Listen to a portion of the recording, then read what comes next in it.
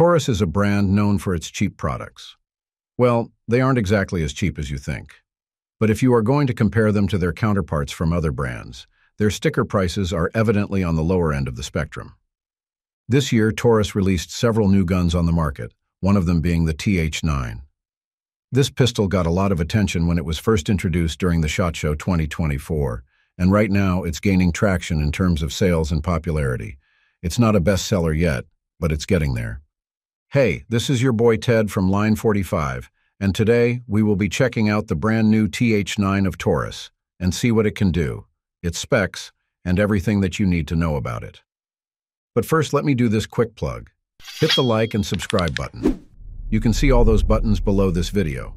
I know it feels like a hassle, but those simple clicks mean a lot for my channel. Now let's get back to the good stuff.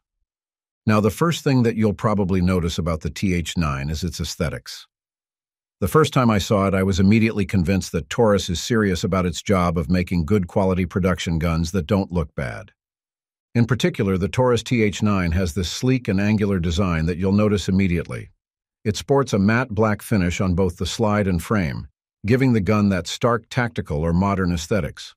Its polymer grip, going forward, is aggressively textured with geometric patterns that not only ensure that it's grippy, but also give the TH9 that distinct industrial look. This rugged appearance is perfectly complemented by the bold serrations on its slide, both on the front and rear. Of course, you'll further appreciate the aesthetics of the TH9 once you know that it's the updated model of the Taurus TH9. The Model 809 isn't actually a bad gun, but it immediately got lost in the shuffle because of its bland appearance. Well, what can I do?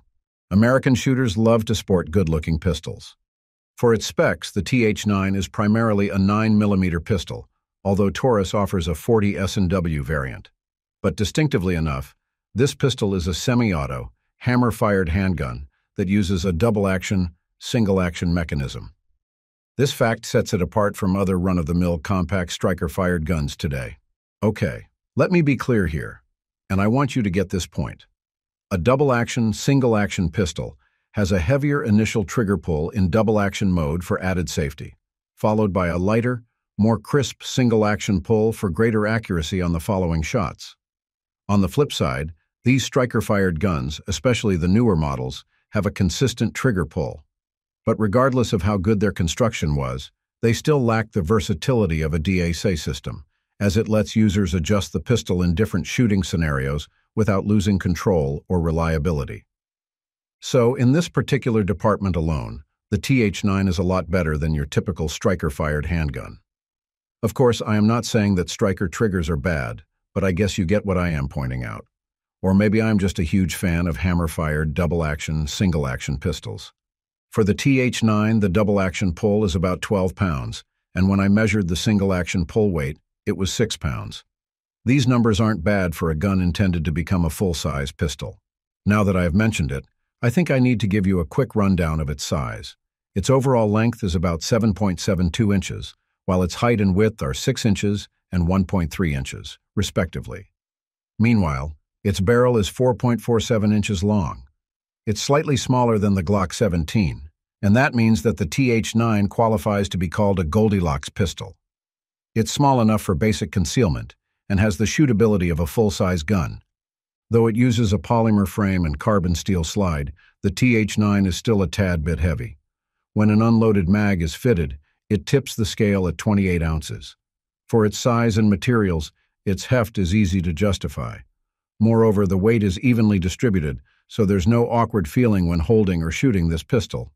And at 28 ounces, I'm quite confident that the TH9 can tame the recoil from shooting 9mm or 40 S&W bullets.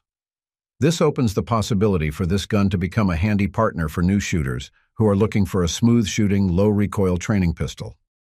The TH9 has a stunning capacity of 17+1 rounds. It shoots a lot of bullets in a single go, and the fact that it can do both single-action and double-action pulls means that each full mag for this pistol will be deliberate and free of waste. And for the record, the TH9 is extremely reliable. It cycles various 9mm ammo with ease and gives no room for misfires or jams. Its case includes 2 of those double-stack 17-round mags that I've mentioned, and it's also worth knowing that these mags are made by Mekgar.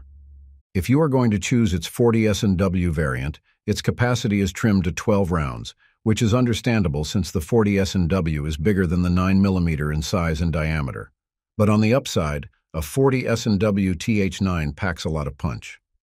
Since we are talking about sizes, I will briefly mention that the TH9 is also available in the TH9C variant. It is a much smaller model of the TH9 and comes with a 12+1 round capacity. Taurus made this pistol in anticipation of people who would want a TH9 they could use for deep, discreet concealment. At over an inch wide, the standard TH9 is kind of thick, which obviously is due to the fact that it's designed to accept double-stack mags. Aside from the two mags, its case also includes two extra backstraps, Allen wrenches, cable lock, and magazine loader. When I bought my TH9, it had a coupon inside its package that gave me $10 off for the 800 series duty holster. Since this is a new pistol, there aren't many holsters for it yet, so I suggest that you get the 800 series holster from Taurus. I've also noticed that the TH9 comes with a grooved grip. The grooves are nice, and personally, I think they are made for shooters with medium to slightly large hands. Since I have that hand profile, holding the grip of the TH9 always feels nice and secure. Plus, the grip texturing of the TH9 isn't too bothersome. The best way I can describe the texturing is that it's not too aggressive, as compared to the checkered grip fitted to the PT-809. A beaver tail is also sculpted into the TH9, and it's quite effective in keeping your hands from getting bitten by the slide. I did inspect this pistol, and from what I saw, its guide rod is plastic. This is where the Taurus was able to cut costs when building this pistol.